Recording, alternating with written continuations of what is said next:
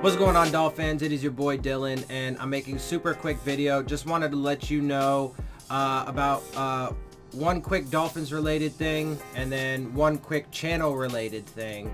The Dolphins related thing is that they have signed quarterback Jake Rudock to a futures contract. So again, that just essentially means that he's at least going to be in training camp, etc. So they're expected to have Fitzpatrick, Rosen, and Jake Rudock in training camp. And real quick, since I'm talking about it, Michael Lenahan had posted a comment, so shout out to you, Michael. Comment on, I think, my previous video, my last one that I made, saying that, obviously it would depend on the medicals and he would have to be super transparent and etc. Tua Tagovailoa to any team that takes him, right? I think it's too much of a risk, etc.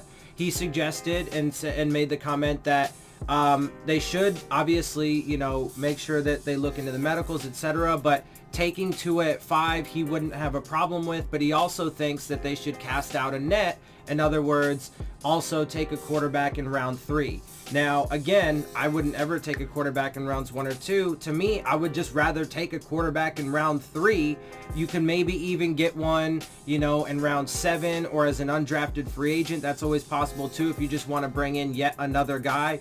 But with Fitzpatrick, Rosen, and Jake Rudock on the roster, I mean, you could just take a guy in round 3 or whatever, 3 or 4, I would say 3, to develop behind Fitzpatrick or whatever, and you wouldn't have to take such a large risk on Tua, especially that early. Anyway, but I thought it was interesting, and certainly I like the idea of taking a guy in the 3rd round. I would just leave out the 1st round quarterback as well, and then that way you can use those resources to build the team around him, whoever the quarterback is going to be. And then that way too, you have certainly less of a chance of there being a trade up and thereby us giving away draft capital and chances at players, etc., and potentially could even then trade back and accrue more assets to take even more chances on players to help you build this team.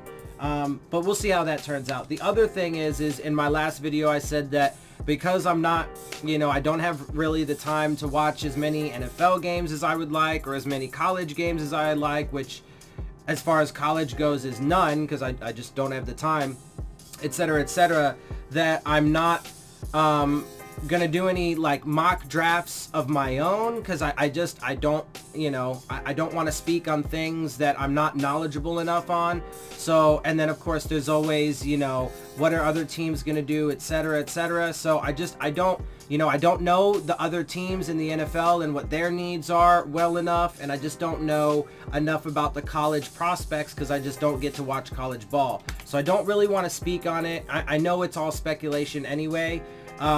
So I don't want to speak on it in that way and come up with like my own mock draft, because I don't feel like I have the knowledge base to be able to create one myself. So instead what I decided to do is I will just, as mock drafts come out over the next couple months, every so often I'll just pluck one or whatever, because there's going to be tons of reporting on it and tons of them done over the next few months, especially as free agency goes through. I'll just take them, I'll pluck them, I'll do, I'll give you what the writer or the analyst says, what their mock draft is, and then I'll give you some comments and analysis on whether or not, I would like that, agree with it, etc.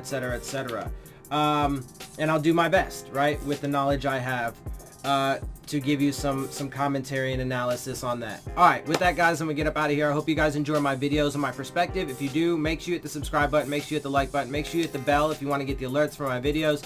Share my channel and videos with your friends and family. Leave your questions, comments, and concerns down in the comment section. Love interacting with y'all. And of course, as always, make sure you follow me on Twitter at Dillon Tartaro. And with that, I am out. I'll see y'all soon. Phins up.